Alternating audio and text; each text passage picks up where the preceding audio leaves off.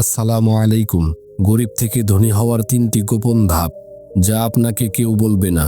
আপনার মাসের বেতন কি মাস শেষ হওয়ার আগেই ফুরিয়ে যায়? মাথার মধ্যে সবসময় একটা চিন্তা ঘোরে, কিভাবে ভালো থাকব, কিভাবে আমার পরিবারকে একটা সুন্দর ভবিষ্যৎ দিব। যদি এই প্রশ্নগুলো আপনার মনেও এসে থাকে, তাহলে আজকের এই ভিডিওটি আপনার জন্য। আজ আমি কোনো অলৌকিক স্বপ্ন দেখাতে আসিনি বা এক রাতেই কোটিপতি হওয়ার গল্প শোনাতে আসিনি। আমি এসেছি এমন 3টি বাস্তবসম্মত ধাপের কথা বলতে, যা সাধারণ থেকে অসাধারণ হওয়ার একটি পরীক্ষিত রাস্তা। এই ভিডিওতে বলা 3টি ধাপ যদি আপনি মনোযোগ দিয়ে শোনেন এবং নিজের জীবনে কাজে লাগাতে পারেন, তাহলে আমি কথা দিচ্ছি আপনার আর্থিক অবস্থার পরিবর্তন হতে বাধ্য। চলুন শুরু করা যাক সেই যাত্রা, যা আপনাকে আর্থিক স্বাধীনতার দিকে নিয়ে যাবে। ধাপ 1, পরিশ্রম ও সঞ্চয়। শক্ত ভিত্তি গড়ার কৌশল। যে কোনো বড় বিল্ডিং বানানোর আগে তার ভিত্তি মজবুত করতে হয়। আপনার আর্থিক জীবনের বিল্ডিং এর ভিত্তি হলো 2টি জিনিস, পরিশ্রম এবং সঞ্চয়। প্রথমত পরিশ্রম, এর কোনো বিকল্প নেই। আপনি যে কাজই করছেন, তা চাকরি বা ব্যবসা, সেখানে আপনার সেরাটা দিন। সৎভাবে পরিশ্রম করে যে টাকা আপনি আয় করছেন, সেটাই আপনার প্রথম ধাপ এবং প্রধান শক্তি। কিন্তু এখানেই বেশিরভাগ মানুষ প্রথম ভুলটা করে। তারা ভাবে যত বেশি আয় করব তত ধনী হব, কিন্তু এটা অর্ধেক সত্যি। আসল সত্যিটা হলো আপনি কত টাকা আয় করছেন, তার চেয়েও জরুরি হলো আপনি কত টাকা ধরে রাখতে পারছেন। দ্বিতীয়ত সঞ্চয়। এখানেই আসে আসল খেলা। ভাবুন তো, আপনার আয়ের পাত্রটা যদি একটা ফুটো বালতির মতো হয়, তাহলে আপনি যতই পানি ভরেন না কেন, দিন শেষে আপনার বালতিটা খালিই থাকবে। সঞ্চয় হলো সেই ফুটো বন্ধ করার প্রক্রিয়া। কিভাবে করবেন? খুব সহজ একটা নিয়ম মেনে চলুন। অর্থাৎ মাস শেষেই বেতন পেয়ে প্রথমেই নিজের জন্য একটি অংশ, কমপক্ষে 10 থেকে 20% সরিয়ে রাখুন। এই টাকাটা আপনি খরচ করবেন না, এটা আপনার ভবিষ্যতের জন্য। বাকি টাকা দিয়ে পুরো মাস চলার পরিকল্পনা করুন। বিশ্বাস করুন, আপনি যখন এই ছোট্ট অভ্যাসটা শুরু করবেন, আপনি দেখবেন আপনার হাতে টাকা জমতে শুরু করেছে। এই জমানো টাকাই হবে আপনার ধনী হওয়ার প্রথম সিঁড়ি। কারণ এই টাকা দিয়েই আমরা আমাদের দ্বিতীয় এবং তৃতীয় ধাপে যাব। ধাপ 2, আয়ের নতুন উৎস। এক পায়ের ওপর ভরসা নয়।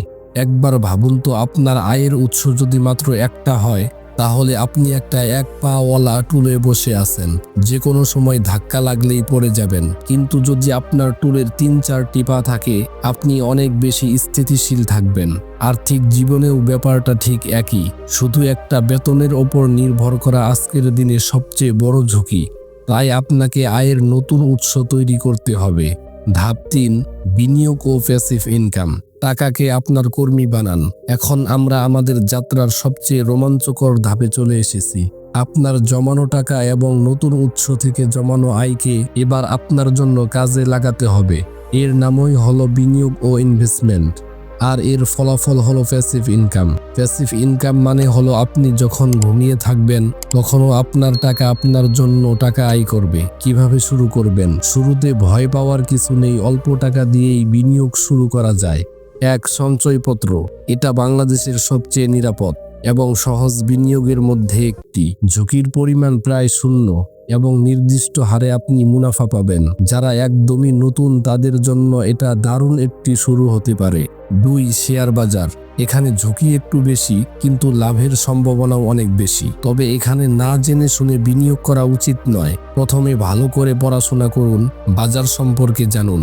ভালো প্রতিষ্ঠিত কোম্পানির রুচিপ শেয়ারের অল্প কিছু শেয়ার কিনে শুরু করুন। মিউচুয়াল ফান্ড নতুনদের জন্য একটি ভালো বিকল্প হতে পারে। 3, জমি বা রিয়েল এস্টেট। এর জন্য বেশ বড় অঙ্কের টাকা প্রয়োজন, তবে এটি একটি দীর্ঘমেয়াদী এবং শক্তিশালী বিনিয়োগ।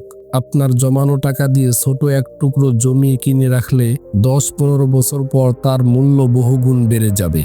মূল কথা হলো আপনার টাকা অলসভাবে ফেলে রাখবেন না। তাকে এমন জায়গায় রাখুন যেখানে সে নিজে নিজেই বাড়তে পারে।